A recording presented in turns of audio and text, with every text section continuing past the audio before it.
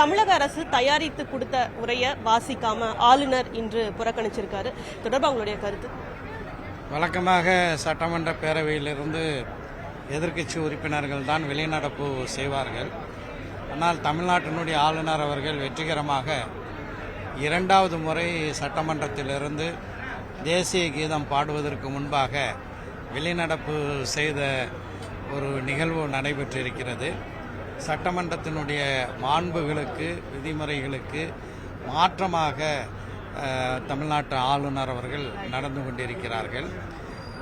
தமிழ்நாடு சட்டமன்றம் என்பது மக்களால் தேர்ந்தெடுக்கப்பட்ட, அதாவது எலெக்டட் லெஜிஸ்லேட்டர்ஸ், தேர்ந்தெடுக்கப்பட்ட சட்டமன்ற உறுப்பினர்களை கொண்ட அவை. ஆனால் ஆளுநர் அவர்கள் ஒரு செலக்டட் பர்சனாலிட்டி, அதாவது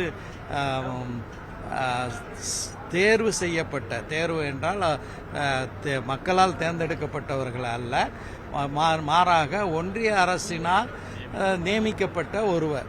அப்போ நியமிக்கப்பட்ட ஒருவரை விட மக்களால் தேர்ந்தெடுக்கப்பட்டவர்கள் தான் மதிப்புக்குரியவர்கள். அந்த மக்களால் தேர்ந்தெடுக்கப்பட்ட ஒரு அரசு தன்னுடைய பணிகளை பற்றி சொல்லக்கூடிய குறிப்புகளை ஏற்கனவே ஆளுநருக்கு அனுப்பி ஆளுநர் ஒப்புதல் பெறப்பட்டு அதற்கு பிறகு அதற்கான நாள் குறிப்பிடப்பட்டு அந்த நிலையில் நடைபெறக்கூடிய சட்டமன்ற பேரவையில் அந்த உரையை படிக்காமல் அவர் பொருத்தமில்லாத செய்திகளை சொல்லிவிட்டு நடந்தது தமிழ்நாடு சட்டமன்ற மரபை மீறிய ஒரு செயல்.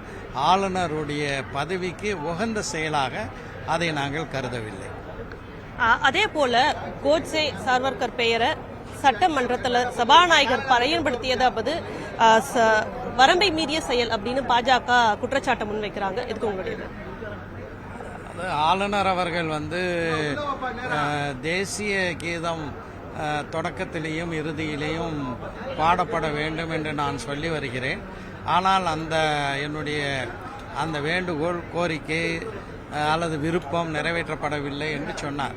அதற்கு பதிலளிக்கும் முகமாகத்தான் தமிழ்நாடு சட்டமன்ற பேரவையினுடைய சபாநாயகர் அவர்கள் தேசிய கீதத்தை பற்றி இந்த சபையினுடைய மரபு பின்பற்றப்பட்டிருக்கிறது, தேசப்பற்றை பற்றி பேசக்கூடிய வகையில் பார்க்கும்போது கோட்சேக்கும் சவாக்கருக்கும் இருந்த தேசப்பற்றை விட நாங்கள் குறைந்தவர்கள் அல்ல என்ற வகையில் தெளிவாகவே அவர் சொன்னார். ஏனென்றால் காந்தியடிகள் தேசபிதாவை சுட்டு கொண்டவன் கோட்சே, அதற்கு உறுதுணையாக திட்டங்களை தீட்டி கொடுத்த ஆளு சவாக்கர். எனவே இதை தமிழ்நாடு சட்டமன்றத்தினுடைய சபாநாயகர் அவர்கள் இந்த இரண்டு பேரையும் மேற்கோள் காட்டி அவர்களை விட தமிழ்நாட்டு மக்களுடைய தேசபக்தி அதிகமானது என்று சொன்னது ஒன்றும் தவறான செயலாக நான் கருதவில்லை. தொடர்ந்து கடந்த முறையும் ஆளுநர் உரையில பெரும் சர்ச்சையை ஏற்படுத்துது, இந்த முறையும் புறக்கணிக்கப்பட்டிருக்கு. இந்த தொடர் இந்த ஒவ்வொரு ஆண்டும் இது போல நடைபெறுவது எப்படி பார்த்து? ஆளுநர் பதவி ஒழிக்கப்பட வேண்டும். ஒருவர் தேர்ந்தெடுக்கப்படாமல் நியமிக்கப்பட்டு இங்கு தேர்ந்தெடுக்கப்பட்ட ஒரு அரசுடைய திட்டங்களை முடக்கக்கூடிய ஒரு பணியை தொடர்ந்து தமிழ்நாட்டில் மட்டுமல்ல, இதே நிலை கேரளாவில் இருக்கின்றது, நம்முடைய அண்டை மாநிலமான தெலுங்கானாவில் இருக்கின்றது, பஞ்சாபில் நடந்து கொண்டிருக்கின்றது. எதிர்க்கட்சிகள் ஆட்சி செய்யக்கூடிய மாநிலங்களில் ஆளுநர்களுடைய வரம்பு மீறிய செயல்கள் தொடர்கிறது. எனவே தான் பேரறிஞர் அண்ணா அவர்கள் ஆட்டுக்கு தாடி தேவையில்லை, நாட்டுக்கு ஆளுநர் தேவையில்லை என்று சொன்னார். அந்த வகையில் ஆளுநர் பதவி ஒழிக்கப்பட வேண்டும். அதுதான் இதற்கான தீர்வாக அமையும்.